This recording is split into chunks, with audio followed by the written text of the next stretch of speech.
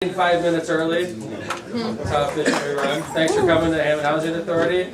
We knew it was going to be a tightly packed room, and that proved to be a true statement. So welcome to Mayor's Night Out, everybody. I want to remind everybody Mayor's Night Out is generated by questions from the audience. Right now we have one. So I'm fine with that. I'm not asking for questions. I'm just saying, we obviously have a few things we'll talk about also, but right now we have one question, and that's great. But if you have questions, please see Ann in the back. Ann, could you raise your hand? So anyway, I'd like to introduce the elected officials in attendance today before we get started, and thank them for coming out here because it makes it, when they're out here hearing their complaints, it helps them in their districts as well. 3rd District Councilman Anthony Higgs, thank you very much, Councilman Higgs.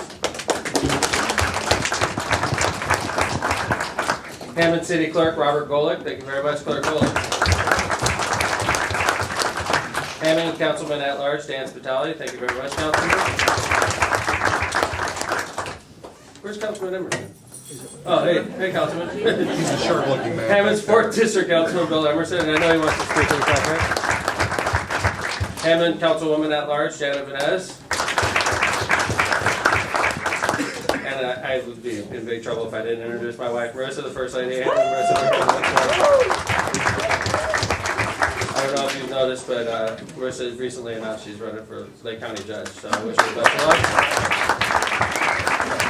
I usually don't introduce candidates, I'll be honest with you, but she's my wife. So, anyway, thanks for coming out. I want to introduce Councilman Bill Emerson and get us started over here at Mayor's Night Out. Come on up, Councilman.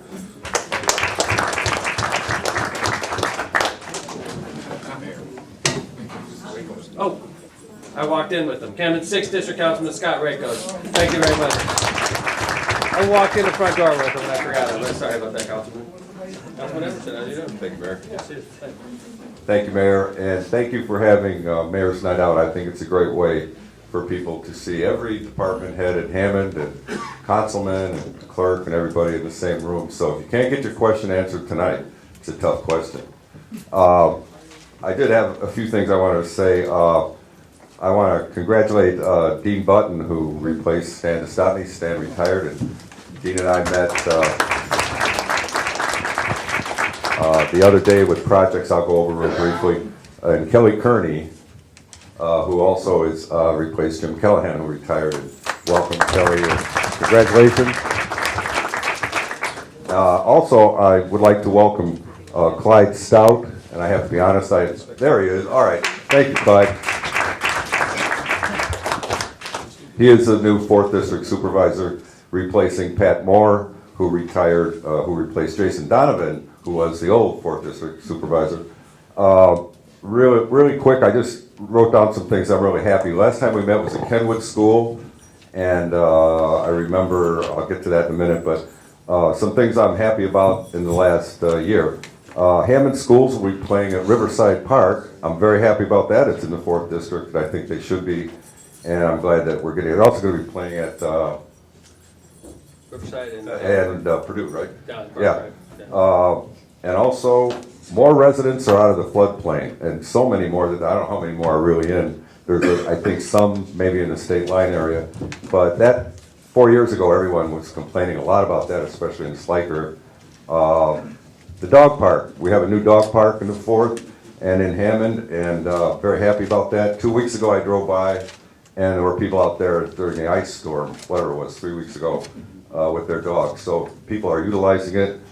At Flagstone Village, only a few hundred yards away, they're going to start breaking ground, I hope, pretty soon when the weather warms up. I have projects, I don't want to go through all of them in the interest of time, for 2016. The big one's Van Buren, and Kathy's smiling. What I think we're going to do, and we met with engineering, we're going to start off, we met about 1 block, a total rebuild, and that's in play. Maybe we can do some more. Ornamental lighting, I have like 4 projects. Most of them are pretty short. Oakdale, 5.5 blocks from 8094 to 171st. Van Buren, another part of Van Buren, north of the project, 4 blocks, and the others are fairly short. Overlays, I've got 6. The dream sheet. By the way, there's a copy of the dream sheet on the table if you want to just take one home. and I emphasize it's a dream sheet. It may or may not happen depending on funding and everything else, but new we added was an overlay on Roselawn, the 100 block of Roselawn. I drove down and it's like driving on the moon, whatever that's like. It looks like it'd be rough. And then, of course, sidewalks. The list is ongoing, and so sidewalks, we hope to continue with the list and get that done. The only thing, the projects from 2015, I mentioned the dog park, and also one that I'm really happy about, Columbia Avenue. The problem with that, it borders the 4th and the 5th, and so I said, let's just do it from 169th to roughly southeastern 167th. And I'm very happy we did that because that was like driving on the moon too. So we kind of did that even though it borders the 5th. And that's pretty much the long and the short of it. One other thing, 2015 we did ornamental lighting on Madison. The reason I mentioned it, and we talked a little bit about that with Jonathan, the lumens of the lights are different. So if you look at my Edison School, if you go to 171st, in Madison, you can really see the difference between the old ornamental lighting and the new.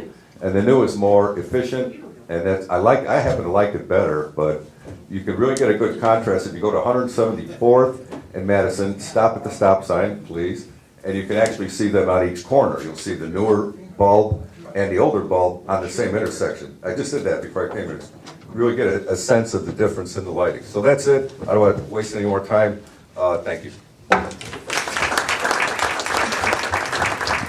Thank you, Councilman. He said dream list. I know he got that from the military. Bill was in the Army for what? How many years, Bill? 2. Yeah, they called him the wish list in the Navy. And let me tell you something about a wish list. They said to me when I filled out my wish list, where do you want to be? I said, I want to be on any type of ship out of the West Coast. And I end up on a submarine on the East Coast. So take it for what it's worth. Maybe Bill does better on his wish list than the Navy did. But anyway, thanks, Councilman Emerson. Let's go ahead and introduce the department heads, starting with our Special Events Coordinator, Donna Muna. Thank you very much, Donna.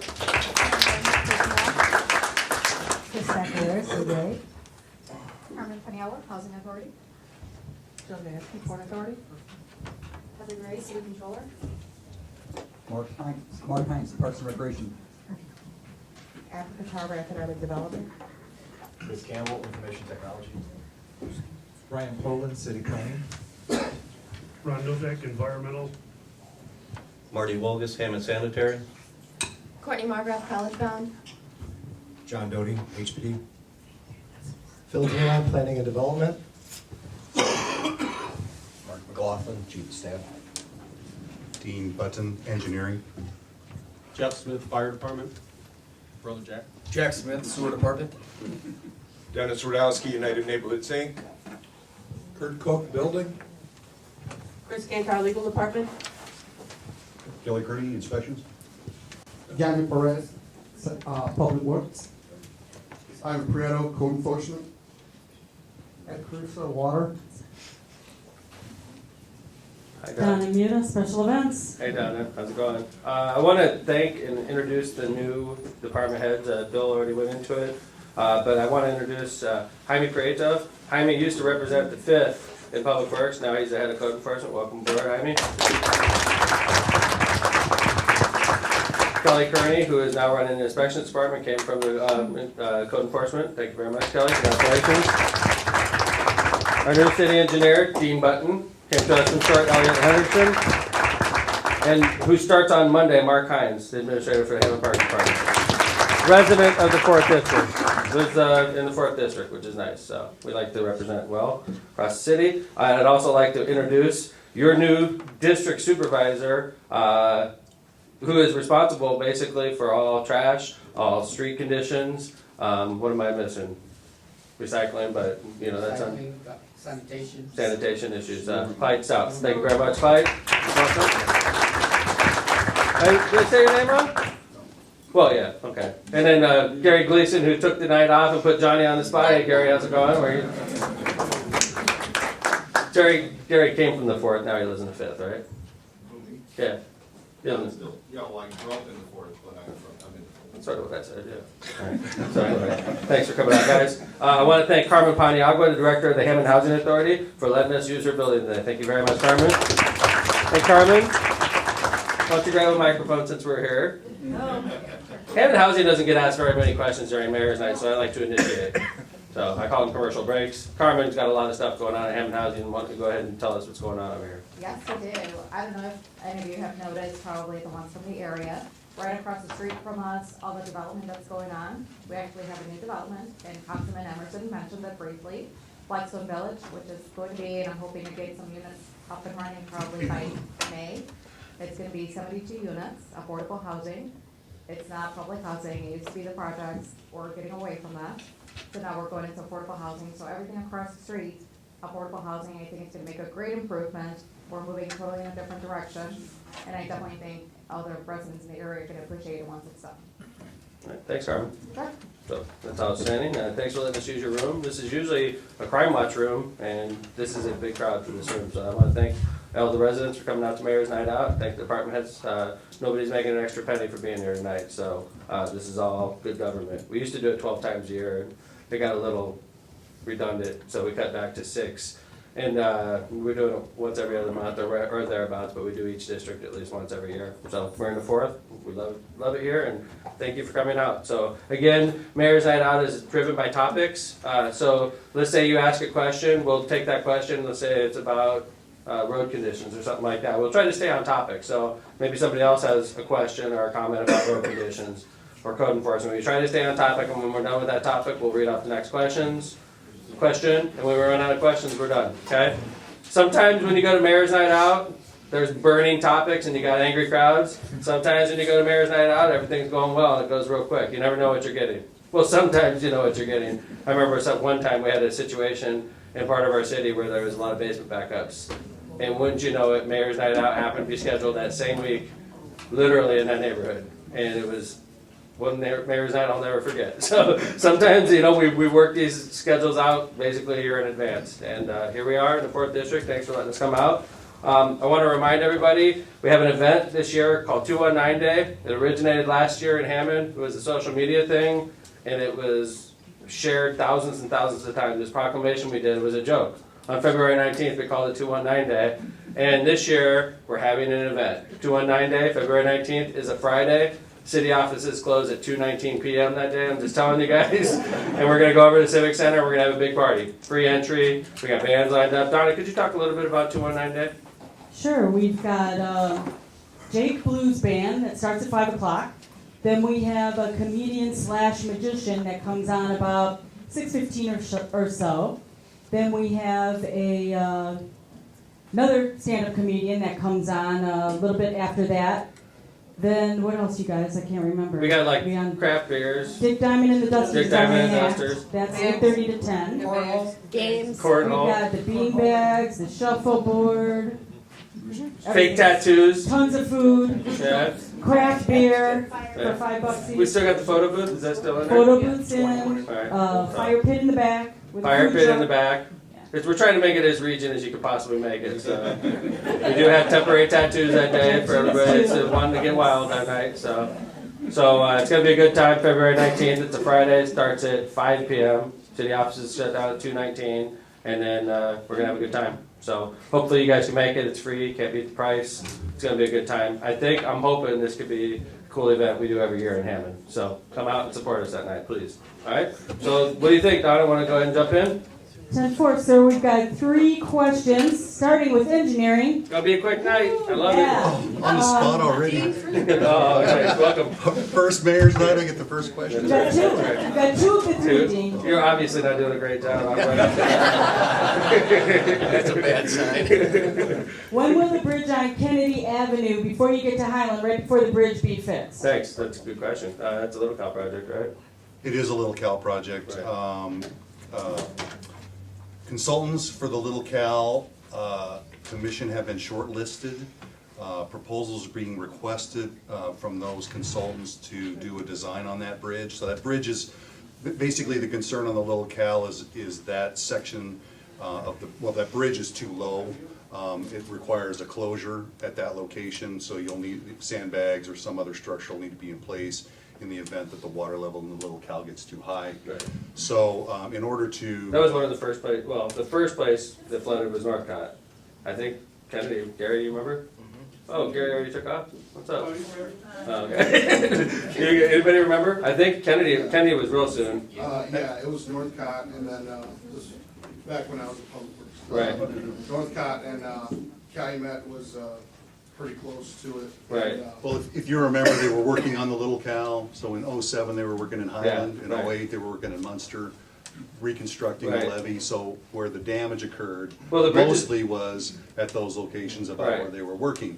But all of those road sections are all too low, so they'd have to be closed. I think the only one that was at the proper grade was Holman. Okay. Of all, well, and Klein Avenue and Hammond, Right. Klein and Holman were the only ones that were high enough to cross. And they've already changed theoretically. Northcott. Northcott's been raised, Columbia's been raised, and Kennedy's next. And Right. so, to answer the question, really, you're probably looking at close to 12 months to 18 months. I would say start. I would think is, well, they're gonna select, they're gonna design, you're probably looking at, yeah, it's funded by Little Cal, so it's not going through an NDOT process. Right. So it could happen a little bit faster. That's why I'm saying probably 18 months, you'll see construction happen. For those of you that So like- they're gonna- Go ahead. That like cycling, the new engineer is a big cyclist, and so is your mayor. One of the cool things about this new bridge coming in, it's got sidewalks on both sides, which is awesome for, if you're even a civilian not on a bike, if you wanna walk across that bridge, you gotta walk in traffic.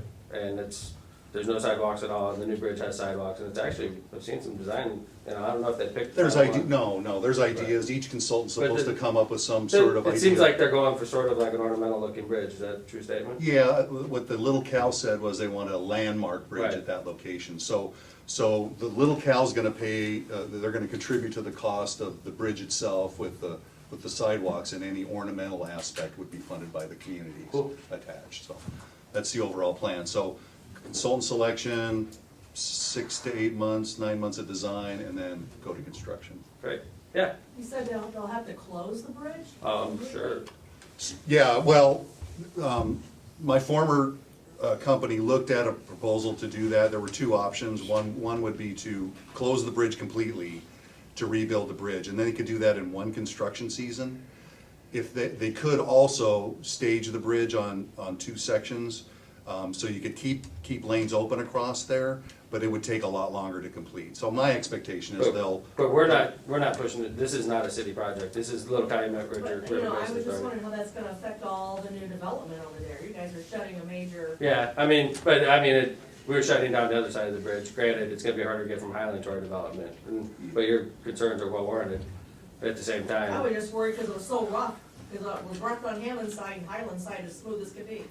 That's the only question I have. Well, Kennedy, we just recently did a real big facelift on Kennedy, granted on the other side of the Right around the bridge. bridge is terrible. Yeah, One of the big concerns I have, Mayor, is they'll have to raise the approach from the Hammond side, and that's gonna have a significant impact on exiting and entering the Borman. The Borman, so, that all those details will have to be Yeah. worked out in design.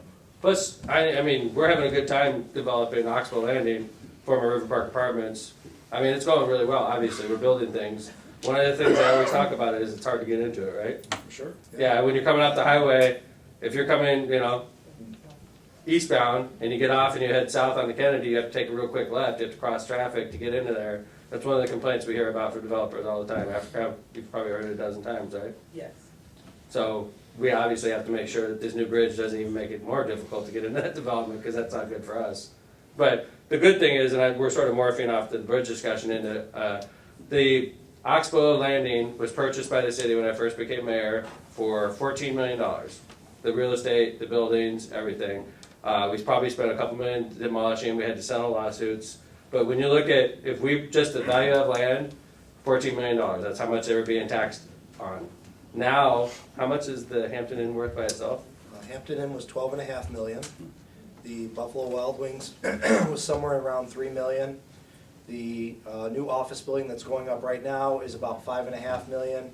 And the Byway Brewery that's almost completed is somewhere in the 3 million range as well. So obviously the land value's gone up since we've done that, and we still have lots Lots left. available. We have enough room for another hotel if we wanna go there, and there's some people that think that's a good idea, there's some people that don't, and we have enough room for probably at least 2 more restaurants on the other side of the street. We're not done. We got land left, and We got this great commercial real estate, venture going. We have, another brewery opening up, so we're excited about that development. Mayor, one more thing, I did forget to mention that the visitor center would participate Oh, in the good. cost Oh, nice. of the decorative part. That's So good. there's 3 parties funding the Spirit's the got money. landmark. Yeah. So that's the plan, through the Hammond, Highland, and Visitor Center. Cool. That's great. Thanks, Dean. Sure. All right. We got any more questions on Kennedy Avenue Bridge? All right. Not Kennedy, I don't think, but we do have a bridge question. Wow, we never get bridge questions. I think somebody's breaking Dean in. So sometimes my department heads have been known to put in questions themselves. I'm just I saying, didn't do okay? it, Dean, I swear I didn't. Usually it's Kantar, by the way. I'm not throwing her under the bus. So. I'm concerned about the need for an overpass in the Hessville area. The trains will continue, they will continue to stop traffic for 10, 15, or 20 minutes or more.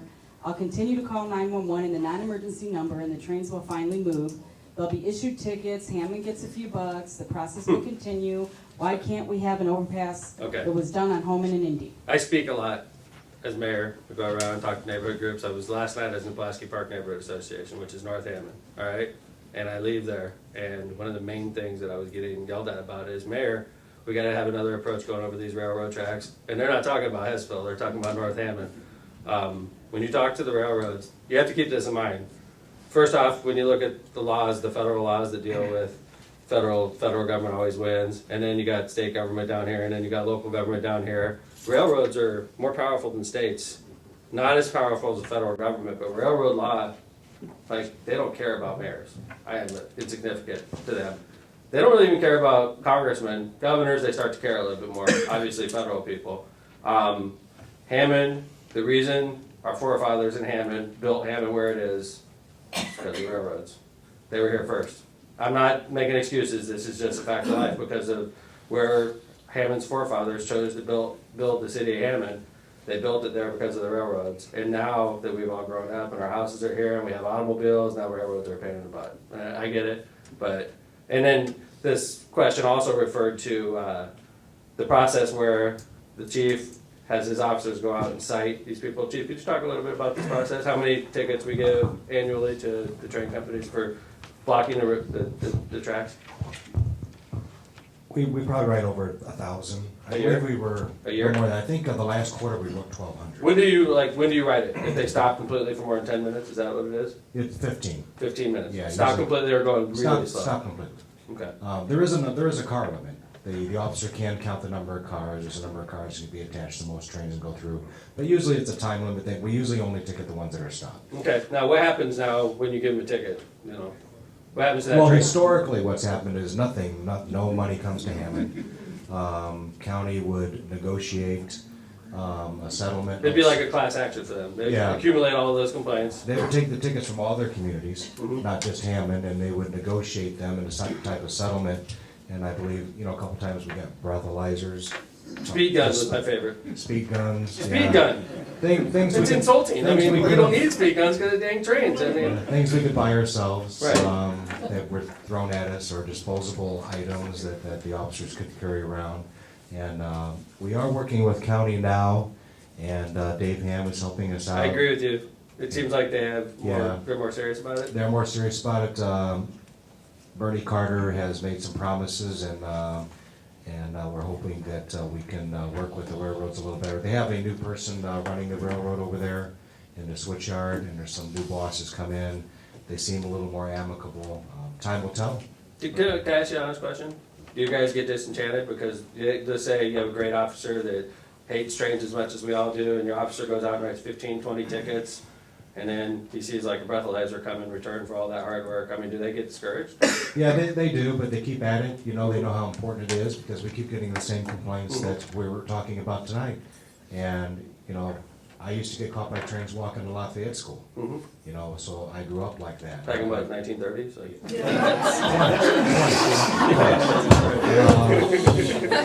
When they started beat cops, and I was trying to. Sorry. Yeah, that's okay. But that's how long the problem's been around. It's always been here. And it hasn't been always something we've just had to deal with. Mhm. But nobody did care. No, it was never a concern. Right. I hope the tides are changing, that Bernie But Carter. it doesn't is it seem able to like do it's getting something. worse? Like when you were a kid and you were walking to school getting stopped by a train, it seemed to me like it's worse. It was now. worse then, Yeah. then it got better. Yeah. And right now, nationwide, Mhm. trains have taken over because of the gas crisis. Mhm. So diesel and electricity, it's cheaper to send by rail than it's ever been in history. Hmm. So trains are making a huge comeback. Chris Cantar, could you shed some light on this? You know, Chris, you were a prosecutor for a while too, right? Did you ever do any of these types of cases as a prosecutor? They are state cases, but I don't recall ever handling any of them. I was a felony. Mhm. But the trains have historically been a problem. Back, I'm sure when John will remember when he was a kid, John Dillinger wouldn't rob banks in Hammond because he didn't want to get caught by a train. So there are benefits. So no, seriously, it's true. He'd gotten caught by a train once and would never rob a Hammond bank because he didn't want to get caught by a train. So this is not a new problem.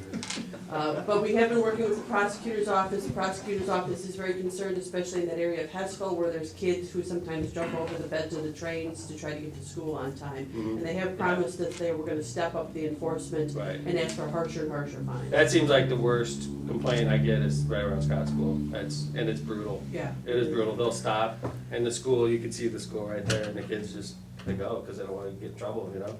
Right, but it is something we have been discussing with the prosecutor's office, but we cannot make the trains do anything. All we can do is just continue to fine them. So, if Bernie, and I like Bernie Carter, and Bernie Carter's been good to Hammond in a lot of ways. Okay, I'm not trying to throw him under the bus, but it's really more appropriate for Bernie to get these types of questions, and I think if Bernie hears from the public about how much we hate trains and how much we want him to get tougher on them, I think he'll follow through, because, and I tell you, Bernie's been working great with us on a lot of issues, so, and I know that you recently had a meeting with him about this, right, Chief? Yes.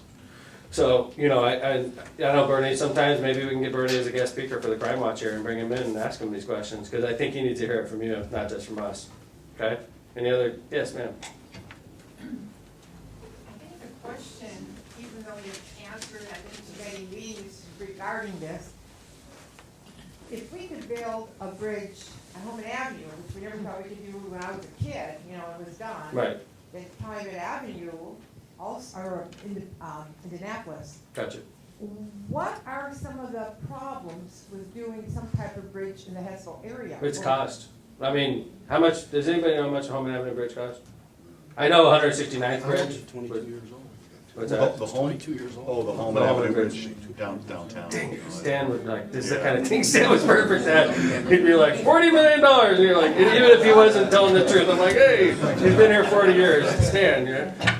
But, Mark! Mark said it All right, was Mark. 6 million in 94. $6 million in 94. Interesting, and that was all federal money, because Congressman talks to me about it all the time. That's correct. Okay. Do you know how much, Mark, how much was the 169th Bridge, when we did that one? That was, I know that was an NDOT project when I first took over as mayor. That was an NDOT project, it wasn't a total rebuild, the one by Van True. Dills. That's true, it wasn't a total It was rebuild, yeah. actually a bridge deck along with. You're right, 69. that's not even accurate, you're right. So I would, for some reason, it's about 1.5 million or so. Yeah, for a total, yeah, but for a total rebuild, it'd be way more, you're right. It would be, So if we wanted to like literally build a bridge, $6 million in 1994 is worth what, 10 million nowadays, 10, 11 million, I mean, right. Not to mention, we'd also have to acquire all the right of way, and if you remember when they put the bridge in Home, downtown Hope, they wiped out all those businesses. Yeah, All those- and functionally wiped out some of them that we're still Yeah. dealing with. Functionally, like, they should have taken them when they built the bridge. Right, so you we know? would have to, acquire the property on both sides, and then a lot of homes and Right. businesses would be wiped So, out. I mean, it's safe to say it's 15 million. Probably. Yeah. More federal money, 50-50 the most. Right, well, yeah, that's assuming we could get the federal money. Well, Mayor, the Calumet Avenue underpass is 50 million Calumet Avenue underpass is 50 million. In Munster. in Right, Munster. Yeah. right, So- 50 million. Yes, What ma'am. about a pedway for the people to cross? It would be expensive as a. Well, like a bike trail bridge kind of thing? Yeah, for Right. the kids to get No, across. I mean, bike It'd be trail less bridge is okay. expensive. How much was bike trail bridge, everybody? Let's try to keep in mind, I'm trying to remember how much. 2 million, wasn't it? 2 million. Yeah. Okay, so that's a lot more. Maybe they need to keep those fines and build that. No, that's a really good recommendation. But especially at places like, and by the way, I love those because you can get them on, but for the handicapped and for cyclists and for people working out, it's a nice option. So, great does anybody have any more questions or, yes ma'am? Yeah, I was wondering what the status of the South Shore train Okay, project. all right, I just got briefed on it today. We'll start this topic. If we're done with the last topic, I can go into this. even though it wasn't a written question. No, I'm just kidding. I was about to run out of here too. We just got briefed on this today, actually. It's still, the environmental impact statement, the EIS, will not come out until like literally right after the primary. Okay, coincidentally, okay? And when it comes out, it's gonna tell us what the price tag of the project is. Right now, they're saying it's gonna be around $570 million. Okay, yes, sir? What's the project that this lady's speaking? It's the South Shore extension, sir. It's a proposal to have a South Shore extend from Hammond, basically North Hammond, down to Dyer. It'll be right down to Monon, okay? Money to go that far. For 8 miles, yeah. 570 People million. Get in their cars and drive 10 minutes. Right. Well, I mean, that's a good point you bring up. It is a good point, they could rent a bus and pick these people up a lot cheaper than doing this. The thing is, you know, right now, like the establishment in Northwest Indiana, I'm not really a part of the establishment, I'm your mayor, but like the establishment in Northwest Indiana is really pushing this project hard. And like, when I say that, I mean like the Times, and they're publishing ink on this project, right? The RDA is big, the downstate Republicans are working with a lot of our local elected officials, and this thing's moving. Whether we want to face it or not in Hammond, I'm not saying it's gonna happen for sure, but it's moving. Hammond City Council and Mayor were approached by Congressman Viscoski's office, asked to give, what's the number, guys? 27 million. Yeah, what was it per year? 900,000. 900,000 a year for 30 years, 27 million.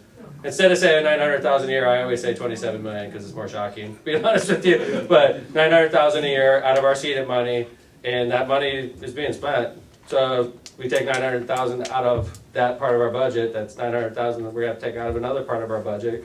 Maybe it's if you're a road project for the councilman. Maybe it's we can't bring this company into Hammond because we don't have the money. I mean, that money's being used, and it's being used wisely. Okay, so the status right now is they're gonna come out with this federally required environmental impact statement. It'll be out after the primary, after Viscoski's primary.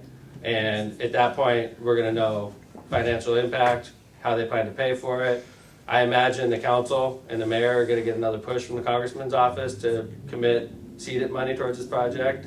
And then we're gonna have to hear from you after we see what they're talking about, what the route's gonna be, where the stations are gonna be. You know, then we have to hear from you if you want us to support it. Now, there's things on both sides of the fence, I'll be honest with you, because the part of the city they're talking about rejuvenating, it would be in North Hammond, $100 million? Is that fair? Yeah. Investment? Yep. Would be acquiring a lot of properties, clearing out a lot of blight, redesigning basically huge sections of our city. And the maintenance facility. And the maintenance facility, they've committed to moving it. We actually sort of volunteered for it. It was first, it's gonna go in the 4th district, which we did not like. It was literally gonna be in the Southmore neighborhood, right in the little clear, the right of way south of 175th. And we told them it's a deal breaker. You know, we will fight you on this. You know, you cannot put a maintenance facility right next to 2 of my great neighborhoods. And we offered them another location. For those of you that know what I'm talking about, the old OK Champion, it was a building, it was a 100-year-old business in our city. It's at the intersection of Hoffman and Sheffield. It's a huge piece of property. It's not productive right now at all. It's really a good location for a maintenance facility. That's gonna be more jobs, blight elimination. I love blight elimination. I love it. You know, a lot of people say, you know, Mayor, you shouldn't tear down that building. There's a lot of buildings in this city that need to come down. And, you know, so that's one of the positives. And I'm not trying to tell you I'm on the train, okay? I'm listening though, because that's my job. And I want to make sure that if the project happens, at least we get something in our city. So, yes, sir. Yeah, I need a grill by an electric company, just east of Sheffield and Hanover. When they remodel all that, East of Sheffield? yes, I don't think you're going to be affected. there's an electric company there with all kind of transformers. I just wanna know if they're gonna knock that down. Not part of this project. The east of Sheffield, the last I see, you remember? Hanover. East of Sheffield's fine, right? Sheffield was, everything west of Sheffield was going. Right. East of Sheffield, we're probably not gonna be doing any acquisitions on that side of Sheffield. Cause it's like the new station, for those of you that are really familiar with that area, you take Gosselin coming in from State Line, and then Gosselin drops down to Chicago. Everything's gonna be taking place west of that little loop I just talked about, okay? the new Gateway Station, one of the proposals, which is huge for us, if we can get it, is gonna be sitting right over there. They're gonna shut down the old station, if this project goes forward, shut down the old station, transfer all operations to the new station, and it would be called the Gateway. And it's worth listening to and seeing if they're serious about it, okay? Now, I'm pretty much telling you, this is up to date as of about 2 hours ago, when we had an hour-long meeting with developers that are gonna represent Hammond on this issue. So this is as hot information as I can give you guys. Any other questions on the South Shore? West of Sheffield, how far north? Sheffield to Gosselin west, North of Gosselin. nothing north of Gosselin, other than Just a little bit. neighborhood improvements. Yeah. Like we did some neighborhood design changes, so it would make it, I love those as well. This came from, we did this a couple times, State Line being the most famous one we did, where we changed traffic patterns to try to change crime patterns. And unfortunately for us, this is a hot spot. First, it's the intersection of the first and the second district. We get a lot of activity in that area, police activity. Chief, is that fair? I think that, and we get a lot of criminal element coming from Illinois, and it's an inviting area to break into a home. If you're thinking like a bad guy, I go, get into this home, get out of this home, I'm in Illinois in 1 minute, right? So we need to make it harder for the bad guys to break into our homes. And this is an easy area if you're a bad guy to break into. And we're trying to change that. And so we did is, one of the proposals was change the traffic patterns, make it harder to get into the neighborhood and harder to get out. And maybe it's a little bit more inconvenient for the residents on a daily basis, but it's also inconvenient on the bad guys. So only thing north of north of Gosselin that'll be affected is positive, like neighborhood enhancement kind of stuff. Okay, but it's basically south of Gosselin, west of Sheffield. Major changes if this goes through.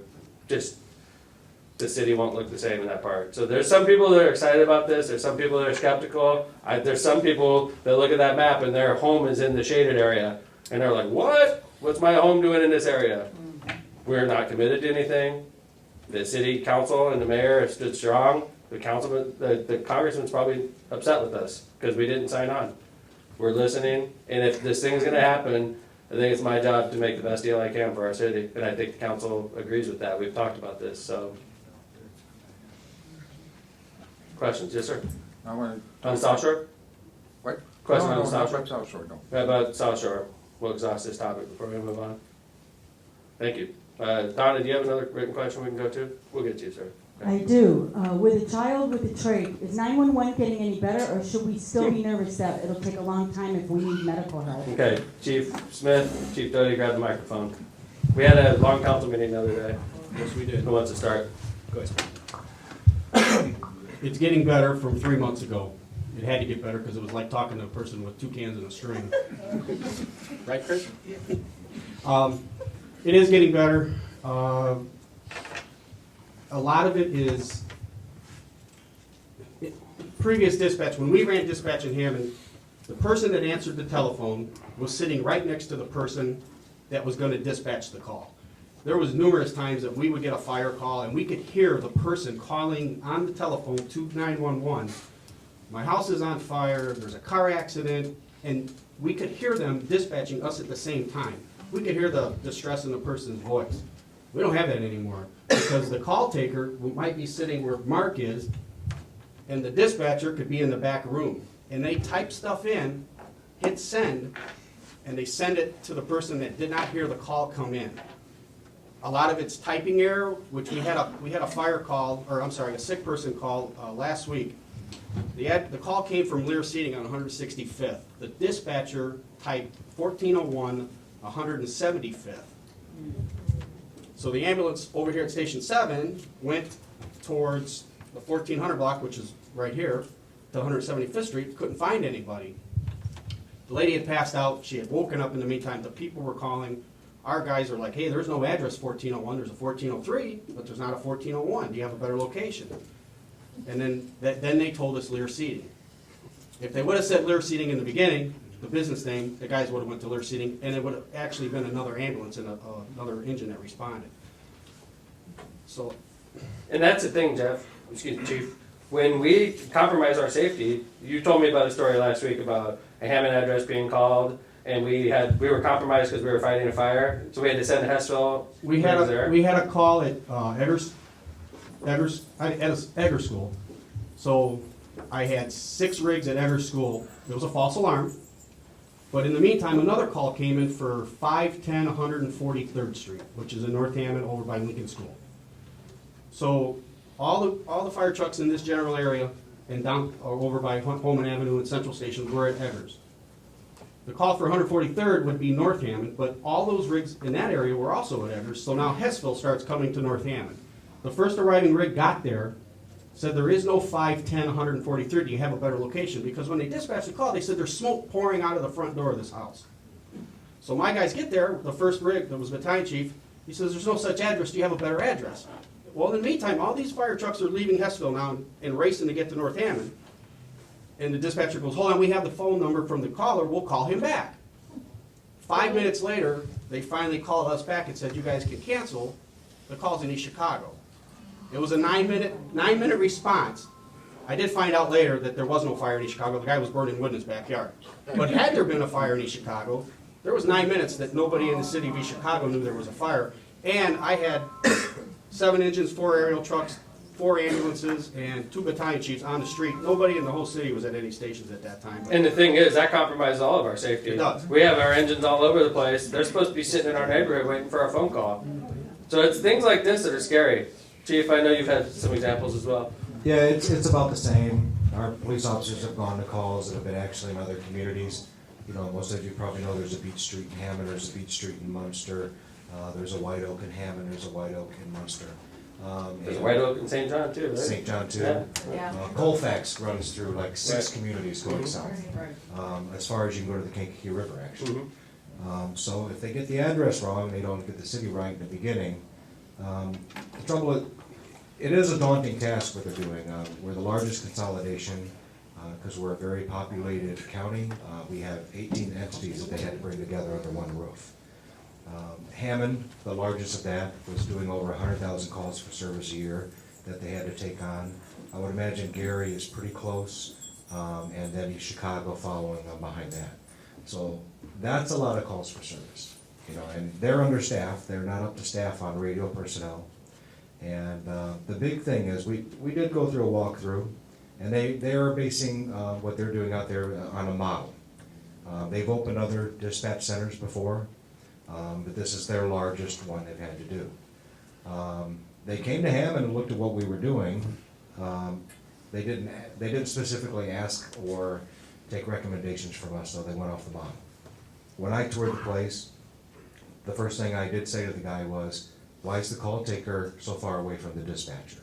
Why can't you have a call taker with every major dispatcher? And they said, well, this is our model, it works, it's instantaneous. Well, it's not. No, they've the 7-Eleven call, where we had the homicide, you know, the call taker took the call and put it in the computer, and it showed up on the computers in the squad cars called MDTs. The officers may not even be in the car, they could be out on another call. They may be driving, I may not be wanting them to read their computers while they drive. Luckily, we had a traffic officer was sitting at St. Margaret's Hospital monitoring traffic, and he saw, you're able to look at calls pending that are put in by operators. He saw there was a call pending near him. So he looked at it, and it was a hold-up alarm at 7-Eleven.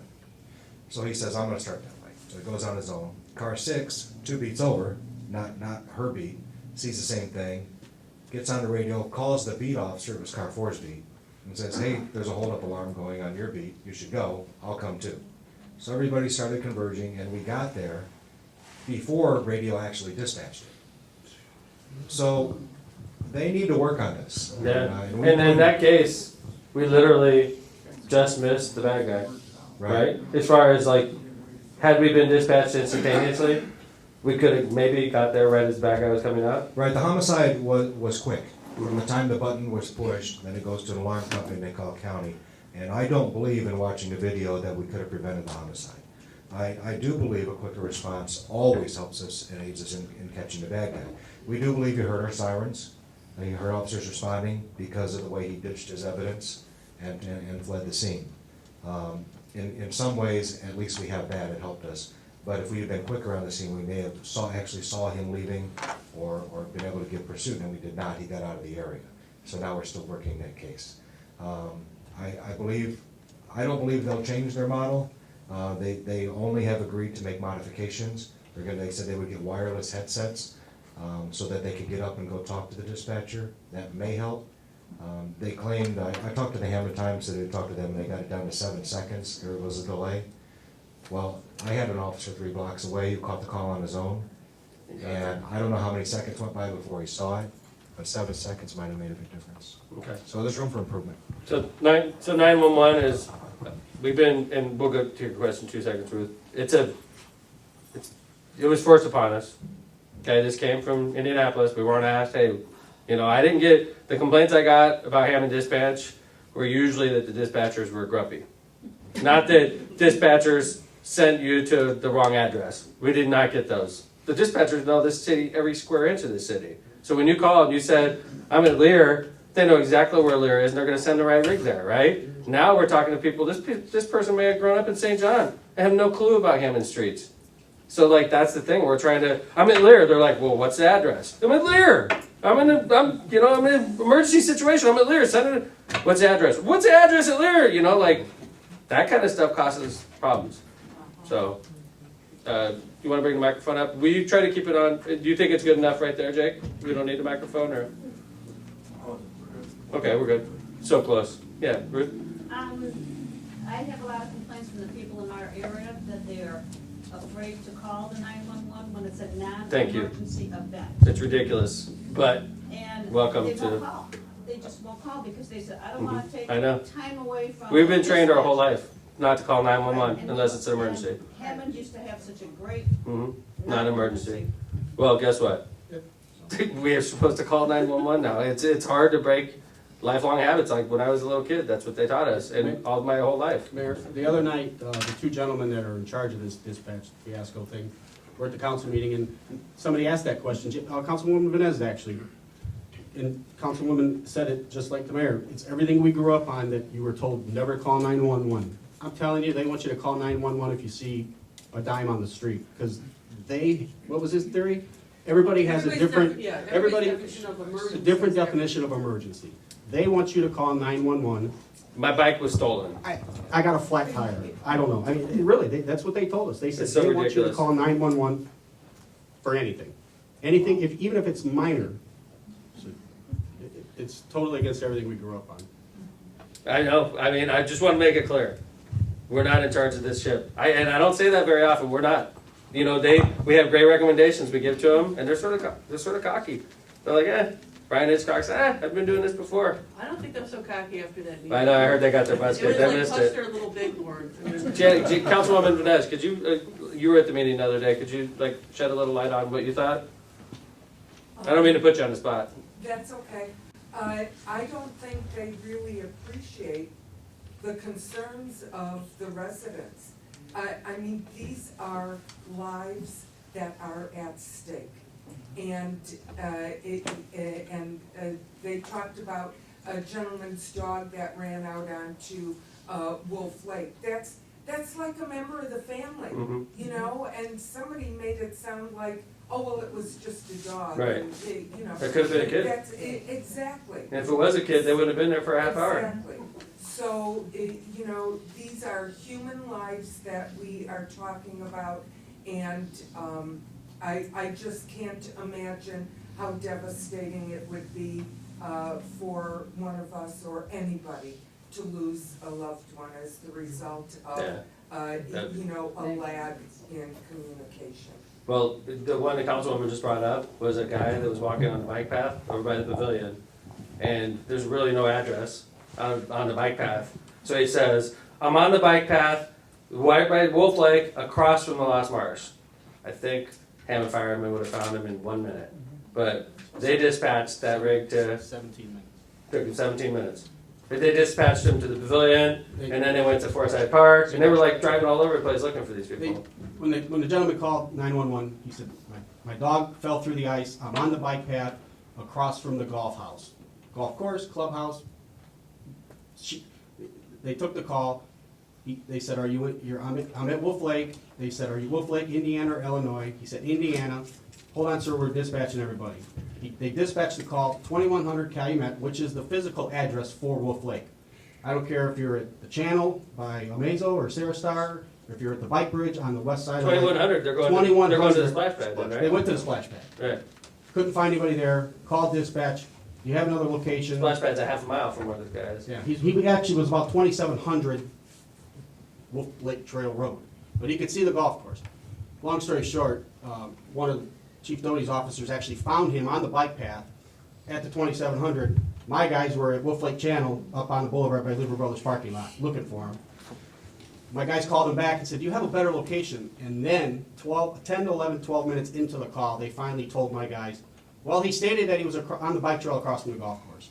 If they would have told my guys that when the call came out, instead of turning right out of the fire station, they would have turned left, and they would have ran him over on the bike trail within 2 minutes. They didn't do it. Maybe save the dog. Maybe save the dog, which we did not. And he actually walked on the ice and heard the ice cracking and got off, or we would have been looking for him too. But luckily he got off. Yeah. Now, are any of our dispatchers located out there? Yes. Some of our dispatchers went there. Then why don't they give them Hammond calls?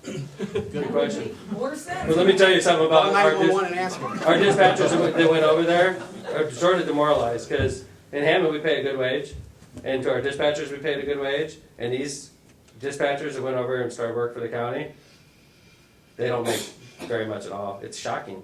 And that's a hard job.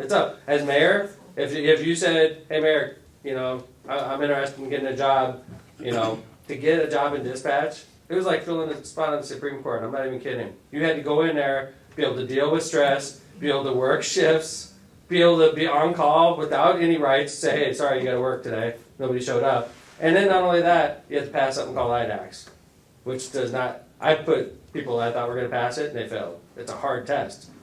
We'd have spots on there for a couple months, I couldn't fill them. Sounds like an air traffic control. It is literally, it is a hard spot to fill. Other two communities don't have to join it, why do we then? Well, that's an interesting question. If they're We on- don't have to join it because we're the largest city in Lake County, but Don't have to? we have the ability to opt out. We do have the ability in Hammond to opt out.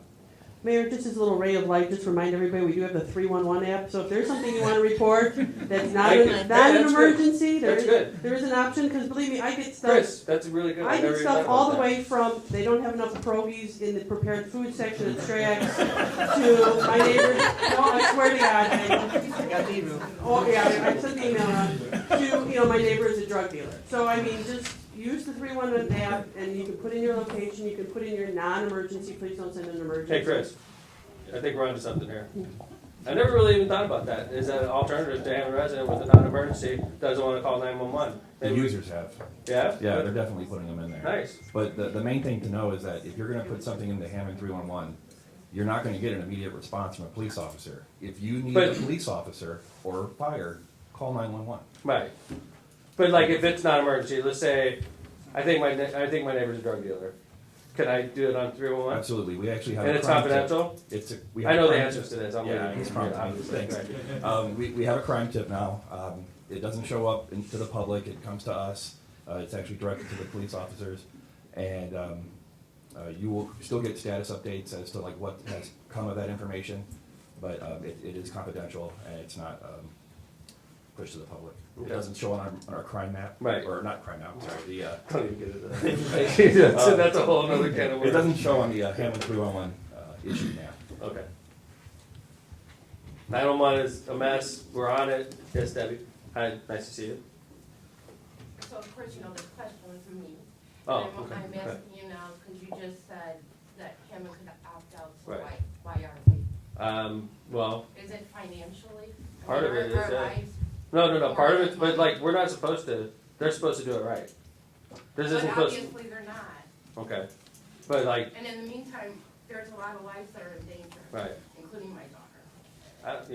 I would hope that nobody's life's in danger. I live right down the street from you. I would hope that these guys are getting better. I wouldn't, I don't understand, because when Shrew got a her trach, Mhm. the state told me that I had to go to the fire department and let them know that, our address and that she is a trach. So now what am I supposed to do? Is that information still in the system, or I haven't, like, I'm really wondering, like, what am I supposed to do? okay. Well, why don't you go up and talk to the fire chief after this and we'll see if we can work out, okay? I know that our guys know about your situation, and they know your address, so they know this, when your address comes in, they know exactly what they're dealing with now. So That But is if I call something, 911, that's not. but as soon as they hear our guys, as soon as they get dispatch, hear the address, they know, your situation, because they've been in your house before. But they have to get the address right, Well, to the dispatch. Okay, we're talking about the cases where things went wrong. And this is one of those jobs where you're supposed to be right 100% of the time. Keep in mind, they get a lot of them right, right? yeah. Yes, Right? they do. That's not like every call that comes into you is messed up, right? They get 99% of them right. The 1% that go wrong could result in death, though, and that's the thing we're scared of. Now, Hammond, on paper, has the right to opt out, but somebody would be breaking the law. If we opted out, Southcom would legally not be able to exist anymore. I guarantee you there'd be a huge lawsuit. As soon as we opted out, we'd be wrapped up in litigation. Chris? Well, we signed the agreement already. We did sign an agreement. We weren't, these people pushed it upon us from downstate. We were one of the first communities on board. Obviously, we wanted them to get it right. But if we opted out, I could guarantee you we would be wrapped up in litigation for at least a year or two before we even did anything. And in the meantime, you'd be reading the paper about how uncooperative your Hammond leaders are and how we can't get along here in the region and Hammond doesn't play, we're not team players. We're already not team players because we're sticking the mud on the South Shore expansion. If we do this, it's just like PR-wise for our city, PR-wise for our city, we'd be the stick in the mud, the ones that everybody's beating up on. Chris, if I asked you to opt out, would you be thrilled? Seriously, because your job is going to Right, we signed the contract. The other issue is we bought the new radios to go with the new system. We've gotten rid of all the employees, and it was like $1 million worth of employees and equipment that we no longer have. We'd have to start from scratch. Right. With a whole new. Literally start from scratch. Right. We don't have one employee. Work with the system that we had before. We would have to spend a few $1 million just to update To put the it back. infrastructure, just to talk to the new vehicles. There's another point to consider also, and it's one of the reasons we did invest, hoping it would work and get smoother faster than it has. We do expect it to continue to get better. They're gonna have to take us seriously. We're members of the board. We do have a voice. Things are getting better. It may take another year to get totally ironed out, and I hope it'll be smooth. And I know time, can cost lives. There can be losses on both sides. And we're concerned about you, and believe me, I'm concerned about my officers, because I want them to have the backup they deserve. Everybody is working on that. But the reason we're here, we're doing this isn't just good government, it's Homeland Security stuff. So we're talking about when a national crisis happens, when things go wrong in Chicago, that we'll be able to talk to them in plain speak English, no 10 code differences. So counties talking the same language. County used to talk a different language than my police officers here in Hammond. They use signals, signal this, signal that, and we're 10 this, 10 that. Fire has their things. Now it's plain speak. That's gonna be nationwide because of Homeland Security. If we're not That on goes back to board. 9/11, It right? does, it does. This is a spin-off of that. It isn't just good government initiatives, which it is, but it is a matter of national security. And that's something we're all vested in. School shootings.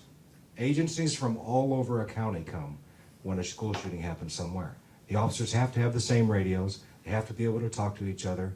They have to have command and control. Those are things that are also being implemented with this.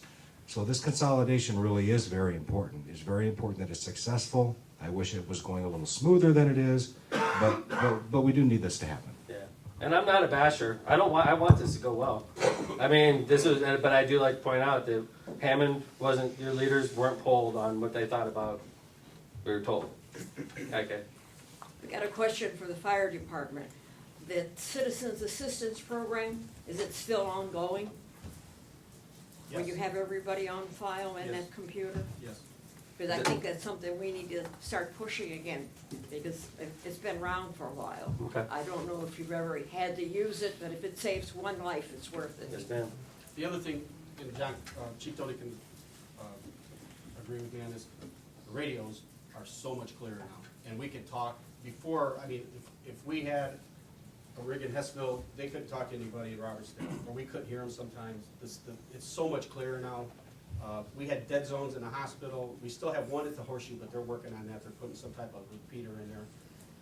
Certain sections of the city, we were in basements at the hospital, we couldn't hear anything, but now we can hear everything. One of my guys took his portable, he was in Demont at his relative's house the other day, and he turned it on just to find out, and he was hearing everything from Amity, Chicago, White, and Gary. Anything that was going on, he could hear it clearly. So system is a lot better, it's a lot clearer before, I mean, there was dead zones all over the place. Okay. So, we did an hour and 20 minutes, from what I understand, at the council meeting on this issue the other day, and it was not pleasant for the leaders of the countywide 911, okay? All we could do is beat them up and bring the residents' concerns to them. WJLB is all over this, obviously, the media, they're not covering it as well as they should, but, you know, we beat them up the other night. These guys beat them up the other night, and the council beat them up the other night, so I wanna say thanks to them. And I think sometimes it's good for these types of things not to come from my mouth, because sometimes they say, oh, it's political if McDermott's complaining about it, because this is a Republican thing, so it'd be, wow, McDermott's a Democrat, and blah, blah, blah. The fact they got beat up by the police chief, fire chief, and the Hammond City Council, and by the way, they didn't do a story on that yet. It's coming. Is it? Okay. So you're worried about it. They got beat up the other night, and they were not happy campers when they left, so, yeah, Councilwoman? Would it be beneficial for us to write to the county officials and ask them to increase the pay for these dispatchers so we can, Get more get the qualified. dispatchers fully staffed, They- number one? How much do you think they make? 35, 32, something like that? No way. Our dispatchers were making almost $50,000 Right. a year, and they. And it was hard to fill them. They did, and it was still hard to fill. They cut theirs down to the low 30s. And Lake County, despite what people say about it, is not known for high salaries. They're known for a lot of jobs, a lot of low-paying jobs with benefits. But we're trying to attract people into a tough line of work. Hey, do you want to work overnight? Do you want to be stressed out? Do you want to be on phone when somebody's house is burning down and for 32 grand a year? I'd rather drive a truck, you know? No offense. I don't want to work shift work, back-to-back shifts because somebody doesn't show up to work. It's not an easy job to fill. And when they're paying the wages they're paying, I had trouble filling those jobs, and we paid a lot more. Yes, sir. But, so don't you think that's a big part of the problem? The much lower pay? Yeah. Not very strict guidelines, it sounds like, on hiring the people. What if they don't have much incentive to be perfectly But I'm not in correct? charge of the... Yeah, it just, and then why do they want every call, like, Right. a dime is on the sidewalk, Right. or whatever? My bike was Is it stolen. like Right. higher call volume gives them greater funding, or what? No, I don't think they get greater funding, but Okay. I think they just, I don't know why, I think they're being stubborn as far as why not set up a non-emergency line. So we can give you like 937-2300, you know, something like that, where non-emergency, and then we all take it back to our constituents and our friends and our family. I think they're just being stubborn on that one. It Or- makes no sense to me why Or the 911 is. suggestion to have some of the dispatchers next to the people getting the calls. Right. Okay, I think that's I stubborn know too. they said that this model works. I- Did they give examples, like of where it works? But you have to understand though, sir. JD, Jeff, they know what they're talking about. And then they give recommendations based on their experience, and they just get blown off. I mean, we can't force them to But do these things because we're not the boss in this. When they say though, that, you know, this model works, did they give you guys like examples of where it works? That you could call that municipality or whatever?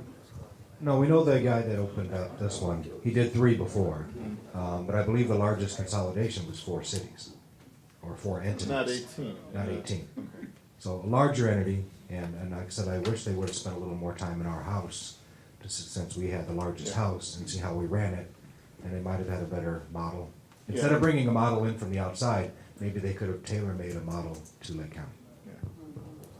Okay, let's go ahead and move on, because we could, okay, one more question on that. Just one question. What kind of training do the people have? Ma'am, I'm not sure, that's the thing, like, you know, we're talking about 'Cause I heard some 911. horror stories. No, and I don't believe that, seriously, I really don't. I'm not gonna, I think that they're trying, I really do, but like, the thing is, like, we can complain about it here, and we take the complaints where they're supposed to go, but at the end of the day, we're not hiring these people, we're not supervising these people, we can give them our recommendations, and they may just blow them off, and it's a hard situation. And then You if, can't say or do anything, I mean, none of the mayors or anybody can do anything at all. we could give them our recommendations, man. But didn't That's we the give thing. them money? They took our money, yeah. Oh, okay. It was state law. It's state law. The state said Lake County will do this. And the cities in Lake County that currently do it, which is us, are going to give up their portion of the levy. So we used to spend about $1 million on this in Hammond. The county took our $1 million. So like now that money is county money, and they said, okay, Hammond, we took your $1 million. You don't have to do dispatching anymore. So I mean, and like I said, We didn't say, hey, state, we think this is a good idea. They said, this is happening. You know, and I'm not here to throw Governor Daniels under a bus. It started under him, and quite frankly, the supermajority down in the State House, they're all in on this. And they say, well, we've done it in other parts, like in Porter County, where there's like 4 PSAPs, not 19 or 20, you know? And then when we don't get along, by the way, you get added insult to injury. Oh, those people in Lake County, they can never do anything right, which they're saying now. They're saying now, because Southcom broke off, it formed a separate PSAP. If Hammond forms a separate PSAP and we got too many under state law, I mean, your mayor is going to be the biggest idiot in the state of Indiana, according to them, and Lake County people can't get along, and these guys don't know how to play nice with each other. Didn't they have 5 years to do this? Yeah. They had, And they waited till the last year? what to you're get it saying, done? okay, truth. What can I say? No. I'm going to tell you how it went down. The former sheriff was Roy Dominguez. He had 2 years left on his term, and he was termed out, okay? They started this, he had 2 years left. And I'm not here to throw the former sheriff under the bus, but he really did nothing. He was just like, hey, not my problem. I'll leave that for the next sheriff, right? So the next sheriff gets in there, John Buttigieg, and I'm not here to throw him under the bus either, but this is true. He walked in, and he was 2 years behind the 8 ball already. And he had literally 4 years to get it done at that point. And it was probably a process that was going to take longer than that. So the original blame probably goes to Roy, but they did, I mean, it's just a complicated They thing. didn't even hire a guy to run it until But that's not, you know. a year before it was due. Right, okay. You know. So anyway, it sounds like we have a lot of complaints about the way county's running the 911. And if they have like county commissioner's night out or something like that, I think we could take these. But I wish other people did mayor's night out. I really do, because this is a good place to bring up issues like this. But I do want to point out our commissioner, Mike Ripe, and our county councilman, Dave Ham, they're beating them up for us. And Mike Ripe is now, with the passing of Roosevelt Allen, which is a horrible tragedy because he's a wonderful person. With Roosevelt's passing, Mike Ripe, Hammond's commissioner, was put on as the chairman of the Public Safety Commission, which I think is a good thing for us. Our county councilman, Dave Ham, is a big player in the county government, and he is hearing it every week from the chiefs, from the mayor, from you guys. I can tell you our Hammond people are beating them up and doing what needs to be done. They are. Do they have an email address so we can get on? I'm sure they emails do. to them? Brian Hitchcock, you know. And there's a consultant that works in Hammond that used to work for me that's a big part of this as well. I'll let you, he's from Robertsdale. He's Mr. Daventon is a consultant on this. You could bring up complaints to Mr. I'm not here to throw Mr. Daventon under the bus either. I'm just saying, this is a fact. He is a consultant on this, so you know you can bring a complaint to Mr. Daventon as a Hammond resident. He is a consultant for, so. Anyway, I hope he's not watching Go Hammond TV right now, to be honest with you, so. All right, do you guys mind if we change topics? We got a couple more we want to cover. Did you have a question, sir? I had 2 problems now. Okay. One was Friday I was walking my dog and I noticed some water running out of the house going into the sewer. It wasn't too bad at all. So I said, I don't know if the water was running there from the ice melting or what, so I just left it alone. Saturday I come along and the water was flowing out of the house into the sewer system. So now I said, who the hell am I gonna call? Do I call 911 or who do I call? They say, you see something, you gotta tell somebody, right? Mm-hmm. So I looked on my water bill and I seen the number on the bottom. It was 4 o'clock Saturday evening. And I called them up and I told them, I said, I think there's water flowing out of the house. There's nobody living there. They probably moved out. Dang. Anyway, it's going right straight to the sewer because the sewer is pretty close to their house. Anyway, so I said, I give them about an hour. I took the trip around the block again and water department was there and shut off the water, and that was it. That The whole house is filled was in, on right? Walnut, so they solved that problem without. Ed, could you give us an update on this? We're aware, Is the whole house filled with water? No. there's a broken main, and it was raining into the sewer. But it wasn't going into the house? And there was a tree involved in this broken main. So we addressed it, Casey Farrell addressed it, let it drain into the sewer line until we could get someone out. The tree roots had wrapped around the water main, and when the weather broke, the cold weather broke, and the ground shifted, it broke the main. They got out on Saturday to shut the water off and to address the problem. And it was the coldest day of the year, so. Oh, that was it, okay. Okay. Number 2 is the snow plows. I want to talk to the man who takes care of the snow plows. Sure. And they do a good job of that. I don't have no problem You with just that. walked out, actually. Anyway. You heard the question, pick up. 90% of the time, they do a good job. When they come in tandem sometimes, 3 trucks in a row, and one goes closer to the curb, goes down closer to the curb. And this last time, we had some ice. Okay. So when they hit close to the ice, and my house is right on 175th. I live on Catalpa, right on the corner, and I'm watching TV, boom, boom, boom, boom. I go, what the hell happened? Ice fall against my house and into the garage, by the garage too, and you could see a couple of So the vinyls. trucks and flying into your house? Yeah, and it hit the house. Okay. Because my house is closer to the street, and they don't need to go that fast. Okay, Johnny, could you address that, please? This is Johnny, he's the assistant. Yes, Department of ma'am. Public You know Works. what, we do get that call a lot, Yeah. and we always tell the drivers to slow down, Right. because a lot of time when we hit ice and they hit it with the plow, it's gonna splash all over Oh, the yeah. place. But we have told them this year to slow down and be nice to the It residents. happened twice. It happened the last snowfall we had last year. And, somebody was changing a light right by my house, the street light, right after it happened. Anyway, you could see all that stuff was onto my house, all that snow and all that shit at the house. Okay. We do get that a lot with Right. wet heavy snow, so. I'm sorry about that, sir, and I want to like explain it from our side of the fence. I'm like the liaison between city government and the residents, right? And I tell you, during a snowfall, I am all over these guys. But they do a good job. But I mean, like, you have to understand, like, it's not just you, sir. It's Yeah. hundreds, thousands of people are like, our streets look like crap.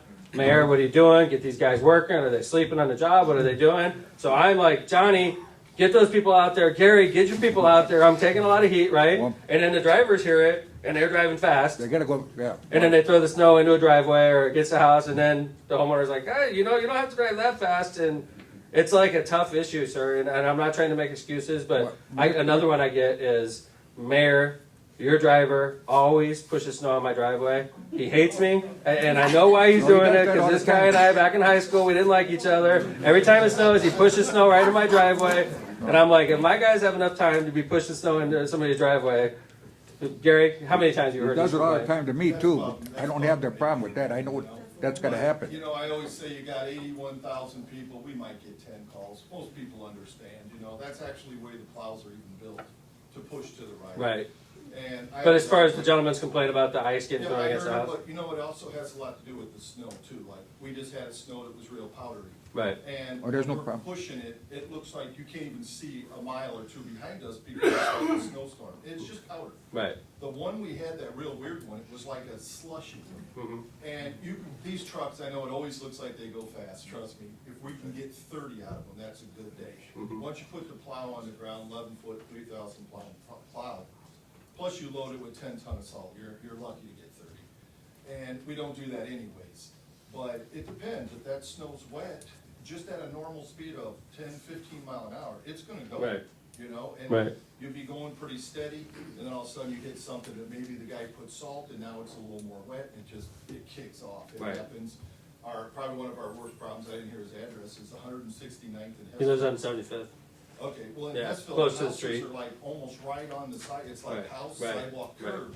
right. I mean, we can't get to it. Right. We're gonna get something. We even had an employee that works there, and it got a couple of the screens on his house. I mean, he Yeah. sits right on the Right. street across from Long John. You agree though, we're under a ton of pressure when it snows, like, Oh, it's going every time, different. every time there's a couple flakes hit the ground, I call you up. Yeah, it's And we talk about what the plan is, cause usually, I know that Gary's guys work hard.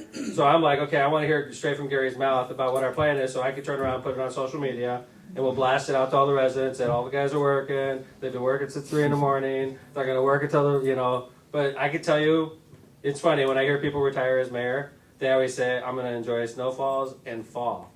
When the leaves hit the ground, the mayor is under the gun. It's crazy. You would never think these things, but I tell you, when it snows, that's when we're earning our money. And I apologize about that, sir. I get complaints similar to this. Usually the driveway one is the one I get, I got a driveway to do, but I know that's gotta be loaded.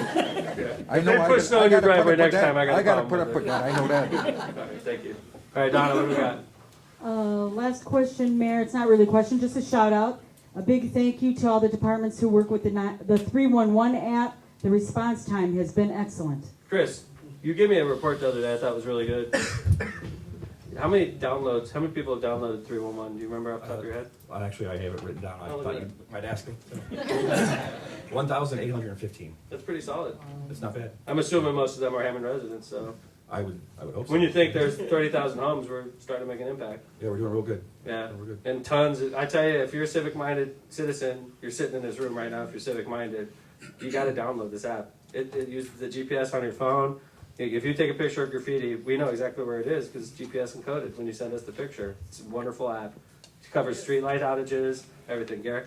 Just to give you an idea on how it works, we have somebody that comes in at 4:30 in the morning, and if you put it on the night before, that person now has a stamp, and it says ClickFix. That's what we use. That is actually done the next day.